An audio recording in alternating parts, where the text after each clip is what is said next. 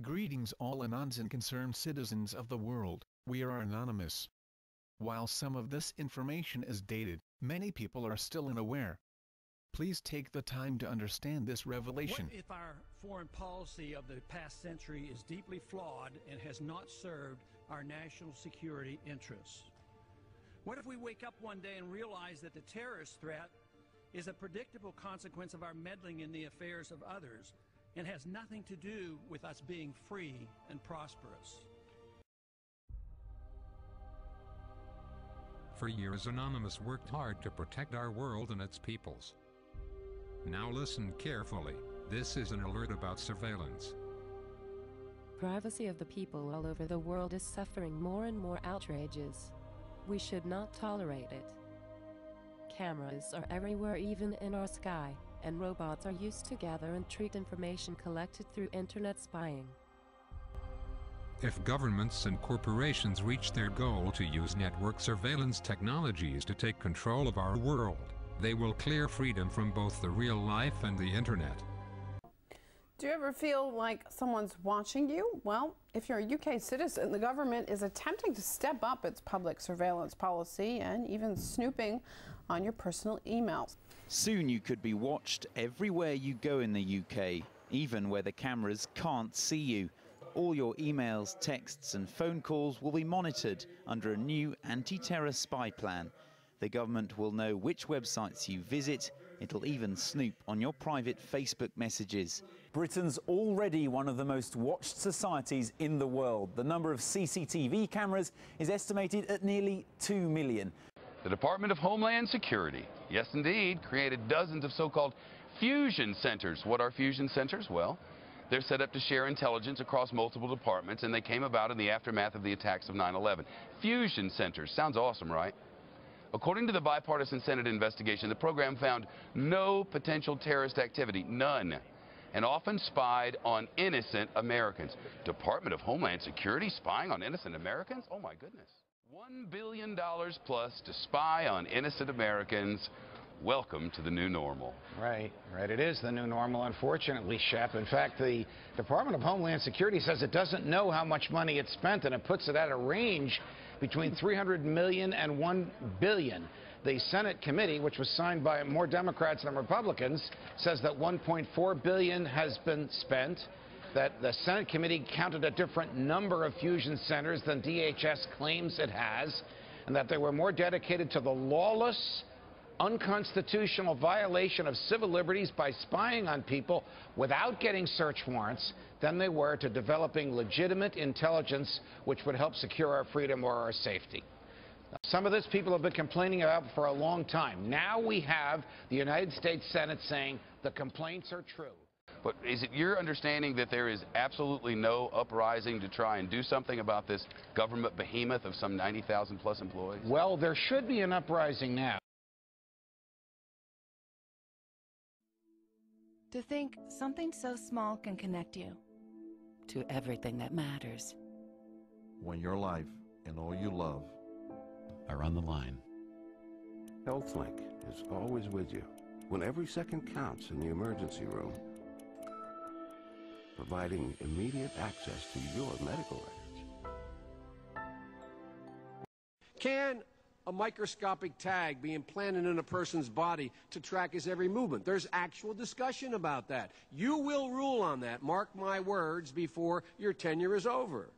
Can brain scans be used to determine whether a person is inclined toward criminality or violent behavior? You will rule on that. RFID, which is radio frequency identification, is used for the identification and tracking of people and of property. Humans injected with a tiny chip holding the key to all of their private information. But as you're about to see in our CBS 46 investigation, it's not fiction. And it is the only product that has been approved by the FDA for this specific purpose. The FDA approved the use of chips in humans in 2004.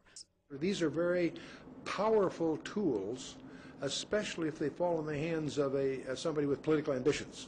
One of the loudest voices of opposition is right here in the Boston area, a Harvard doctor and author of spy chips. These technologies will not make us safer. I think they'll make us sitting ducks for Big Brother. Dr. Catherine Albrecht also compiled 16 years of studies she says prove the chip can cause cancerous tumors. It's clear as day that these tumors were not only malignant, but they metastasized, they spread to the lungs, the liver, the thymus, the brain. These pictures show the tumors growing around the actual chip in the mice and rats. Certainly the company, I mean, they've done, I think, a tremendous job of keeping that information under wraps for the last several years. The last thing the men behind the curtain want is a conscious, informed public capable of critical thinking, which is why a continually fraudulent zeitgeist is output via religion, the mass media, and the educational system. They seek to keep you in a distracted, naive bubble, and they are doing a damn good job of it.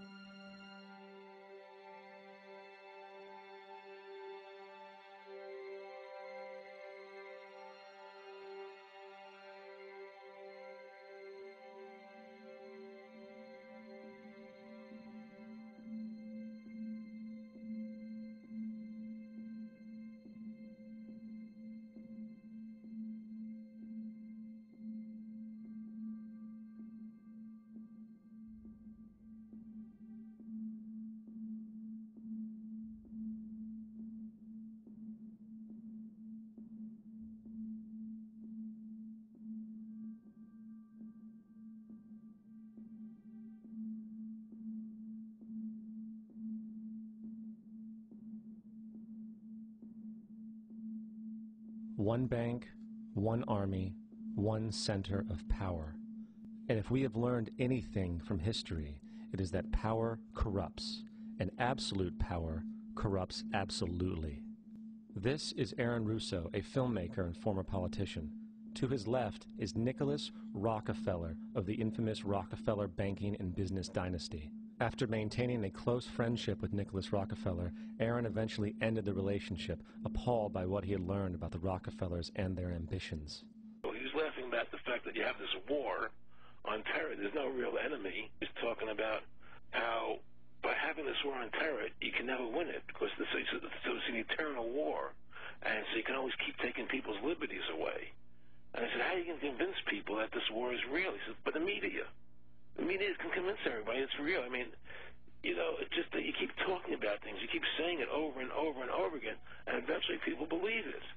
You know, you created the Federal Reserve in 1913 through lies. You create 9/11, which is another lie. Through 9/11, then you're fighting a war on terror, and now all of a sudden you go into Iraq, which was another lie, and now they're going to do Iran. You know, and it's all one thing leading to another, leading to another, leading to another. Now, I would say, what are you doing this for? What's the point of this thing? You have all the money in the world you ever want. You have all the power. I said, you know, you're hurting people. It's not a good thing. And he would say, what do you care about the people for? Take care of yourself and take care of your family. And then I said to him, what are the ultimate goals here? He said, the ultimate goal is to get everybody in this world chipped with the RFID chip and have all money be on those chips and everything on those chips. And if anybody wants to protest what we do or violate what we want, we just turn off their chip. That's right, microchips. In 2005, Congress, under the pretense of immigration control and the so-called war on terrorism, passed the Real ID Act, under which it is projected by May 2008, you will be required to carry around a federal identification card, which includes on it a scannable barcode with your personal information. However, this barcode is only an intermediary step before the card is equipped with a VeriChip RFID tracking module, which will use radio frequencies to track your every move on the planet. If this sounds foreign to you, please note that the RFID tracking chip is already in all new American passports.